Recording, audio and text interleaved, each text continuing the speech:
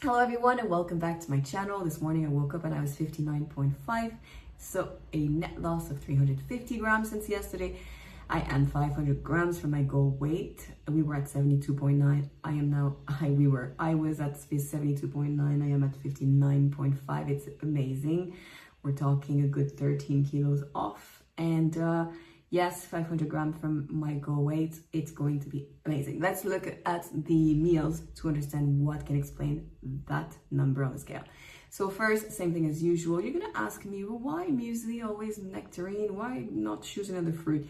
I just don't have a lot of choice here. There's not a lot. There's no plum, apricots. It's not the season anymore, or they just don't have it. And so I want to eat what I really like, and I really like nectarines. I know that it's going to be soon finished, and so I won't be able to have access to peaches and nectarines. So I eat them for as long as I can.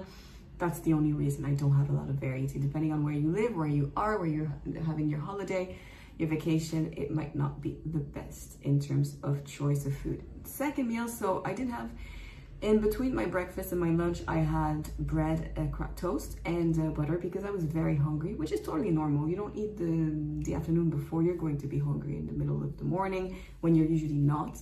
And so I had, 3 toasts and bread. And then finally, the last meal at noon, I started with watermelon, a bowl of watermelon. Then I had 2 hard-boiled eggs, 3 Revita crackers, and goat cheese. I had tofu in the air fryer, potatoes, and raw carrots. It was a lot. I had a big plate and I struggled to finish everything. It was very good, but it's just that I'm not used to eating that much at lunch. Usually I have 2 eggs and 2 toasts, and off I go. So I took an hour to finish my meal. So I finished everything at 12:30, but I had to eat the carrots, and it took me a good half hour to really chew them and finish them. But it's normal when you change your fasting protocol, when you change your habits. It's normal that your body is not reacting like it would if you would eat at normal hours that you're used to. So that was the last meal. It was at 1 p.m. I stopped eating, and let's take a look at the numbers. 1,391 calories total. 256 calories came from protein, 755 calories came from carbs, and 380 calories came from fat. So the carbs is normal, potatoes, crackers, bread, that's totally watermelon. And then the fat is very low because there was no mayonnaise. I didn't add any mayonnaise. There was a little bit of butter for the toast, but that's it. So it's normal that you'll have a lower fat day if you take out all the condiments that are very high in fat, such as oil, mayonnaise, and butter. Right, so when it comes to, didn't have any desserts, didn't have any ice cream, nothing, so 0 calories came from dessert. I walked 13,155 steps for 8.8 kilometers, very good. And I did an upper body workout at the gym. It was supposed to be lower body, it was supposed to be legs, but my legs were really sore from 2 days ago, so I did an upper body workout. 4, 5 on 10 intensity, no cardio, just a good workout. And finally, the fast.